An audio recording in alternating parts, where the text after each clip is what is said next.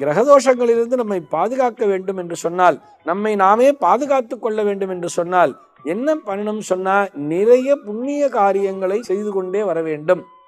இந்த உலகத்தாரால் போற்றப்படக்கூடிய தான தர்மங்களை தொடர்ந்து செய்து கொண்டே இருக்க வேண்டும். அப்படியே நமக்கு ஒரு டிசிப்ளினுக்கு ஒரு விஷயம் சொல்லியிருப்பா தெரியுமா? அன்னையும் பிதாவும் முன்னறி தெய்வம்னு சொல்லியிருப்பா. தாயிற் சிறந்த கோவிலும் இல்லைன்னு சொல்லியிருப்பா.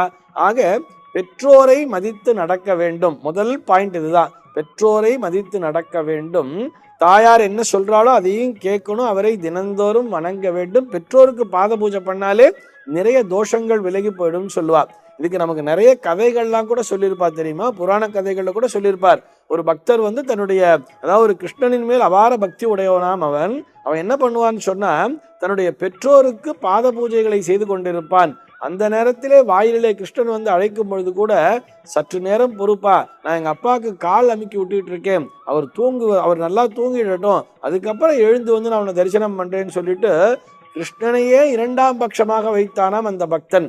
அவனுடைய அந்த பெற்றோருடைய பக்தியை மெச்சி கிருஷ்ண பரமாத்மா அவனுக்காக காத்து கொண்டிருந்தார் அப்படிங்கிற மாதிரி கதையெல்லாம் நம்ம படிச்சிருக்கோம் தானே. ஆக பெற்றோரை தினந்தோறும் வணங்க வேண்டும். அதே மாதிரி மாதா பிதாக்கு அடுத்தபடியாக குரு அப்படிங்கிற ஒரு விஷயத்த சொல்றோம். குரு என்ன சொல்றாரோ அதை கேட்டு நடக்க வேண்டும். குருன்னு சொன்னாலே அவர் நமக்கான வழிகாட்டி.